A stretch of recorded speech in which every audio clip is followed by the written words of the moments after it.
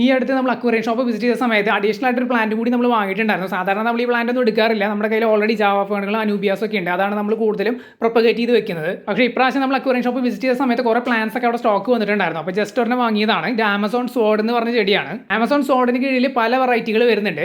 എക്കിനോഡോറസ് ബ്ലഹേരി, അതുപോലെ തന്നെ എക്കിനോഡോറസ് ഗബ്രിയാല എന്നൊക്കെ പറഞ്ഞ പല വെറൈറ്റികളുണ്ട്. 2 വെറൈറ്റികളാണ് ഞാൻ കൂടുതൽ അക്വേറിയം ഷോപ്പുകളിൽ കണ്ടിട്ടുള്ളത്. അതിലൊരെണ്ണമാണ് ഈ കാണുന്നത്. ഇതിന്റെ ഇലകളും തണ്ടൊക്കെ നല്ല കട്ടി കൂടിയതാണ്. ഇലകൾക്ക് കുറച്ചൊരു റൗണ്ട് ഷേപ്പ് ആണ്. ഇതിന്റെ ഒരു പ്രത്യേകത എന്താണെന്ന് വെച്ച് കഴിഞ്ഞാൽ ഇത് പെട്ടെന്ന് വളരും ചെയ്യും. ഈ അക്വേറിയത്തിന് അല്ലെങ്കിൽ നമ്മൾ വെക്കുന്ന കണ്ടെയ്നറിന്റെ ഒക്കെ പുറത്തേക്ക് വളർന്നു വരും. പല ആൾക്കാരും വീട്ടിലൊക്കെ ഞാനിത് കണ്ടിട്ടുണ്ട്. പക്ഷേ രണ്ടാമത്തെ ഒരു വെറൈറ്റി ഞാൻ കണ്ടിട്ടുള്ളത് കുറച്ച് സോഫ്റ്റ് ആയിട്ടുള്ള ഇലകളാണ്.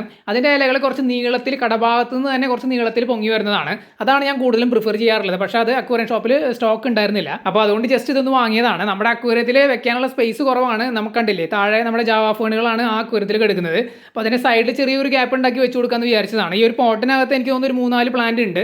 ഇപ്പോൾ തൽക്കാലം ഈ പോട്ടോട് കൂടി തന്നെ ഇതിനകത്ത് വെച്ച് കൊടുത്തിട്ട് കുറച്ച് നാൾ കഴിയുമ്പോൾ നമുക്കത് തുറന്ന് സെപ്പറേറ്റ് 3-4 പ്ലാന്റുകളാക്കി എടുത്തിട്ട് നമുക്ക് വേറെ സെപ്പറേറ്റ് ചെടിച്ചട്ടികൾ നട്ടു കൊടുക്കാം. ഇത് നല്ല സോളിഡ് ആയിട്ട് വളർന്നൊരു ചെടിയാണ്. നമ്മുടെ ജാവാഫോൺ അനൂബിയാസ് പോലെയൊന്നും ലോ ലൈറ്റ് അല്ല. ഇതിന് അത്യാവശ്യം മോഡറേറ്റ് സൺലൈറ്റ് തന്നെ വേണം. താഴെ അക്വേറിയത്തിൽ കിടക്കുന്നതാണ് ജാവാഫോൺ എന്ന് പറഞ്ഞ ചെടി. അതിന് ലോ ലൈറ്റ് മതി. അതുപോലെ തന്നെ അനൂബിയാസ് ആണെന്നുണ്ടെങ്കിലും അതിന് ലോ ലൈറ്റ് മതി. അനൂബിയാസ് ഞാൻ മുമ്പ് കാണിച്ചിട്ടുണ്ടായിരുന്നു. തൊട്ടടുത്തുള്ള ചെറിയ അക്വേറിയത്തിൽ ഇരിക്കുന്നുണ്ട്. കുറച്ച് നാൾ മുമ്പ് ഈ അക്വേറിയത്തിലേക്ക് നമ്മൾ കുറച്ച് സീബ്ര മത്സ്യങ്ങൾ ആഡ് ചെയ്ത് കൊടുത്തിട്ടുണ്ടായിരുന്നു. അവരാണ് ഇതിനകത്ത് അങ്ങോട്ടും ഇങ്ങോട്ടൊക്കെ നീന്തി നടക്കുന്നത്.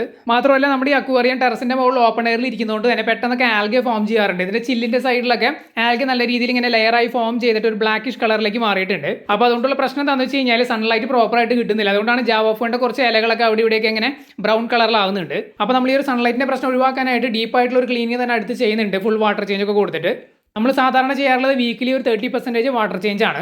ഇങ്ങനെ ചെയ്യുമ്പോൾ അക്വേറിയത്തിന് ചെറിയൊരു ശതമാനം മാത്രമാണ് എല്ലാ വീക്കിലും പുറത്തേക്ക് പോകുന്നത്. അപ്പോൾ വെള്ളം നല്ല രീതിയിൽ കണ്ടീഷനായിട്ട് കിടന്നോളും. പെട്ടെന്ന് ഒരു ഫുൾ വാട്ടർ ചേഞ്ച് കൊടുക്കുമ്പോൾ പിന്നെ വെള്ളം കണ്ടീഷൻ ആവാനായിട്ട് കുറച്ച് സമയം എടുക്കും. ഇങ്ങനെ ഫുൾ വാട്ടർ ചേഞ്ച് കൊടുക്കുന്നത് പൊതുവേ റെക്കമെൻഡ് ചെയ്യാറില്ല. മീനുകൾക്കും അതുപോലെ തന്നെ ചെടികൾക്കും അത്ര സൂട്ടബിൾ അല്ല. പക്ഷേ ഈ ചില്ലിന്റെ സൈഡിൽ ഇതുപോലെ ആൽഗെ വന്ന് സൺലൈറ്റ് ബ്ലോക്ക് ചെയ്യുന്നത് കൊണ്ട് തീർച്ചയായിട്ടും നമുക്കൊരു ഫുൾ വാട്ടർ ചേഞ്ച് ചെയ്യേണ്ടി വരും. ഇത് ജസ്റ്റ് നമ്മൾ ചെടികൾ വളർത്താൻ വേണ്ടി മാത്രം മെയിൻറ്റെയിൻ ചെയ്യുന്ന ഒരു അക്വേറിയാണ്. ടെറസിന്റെ മുകളിൽ ആവശ്യത്തിന് സൺലൈറ്റ് കിട്ടുന്ന ലൊക്കേഷനിലാണ് ഈ അക്വേറിയങ്ങൾ നമ്മൾ പ്ലേസ് ചെയ്തിട്ടുള്ളത്.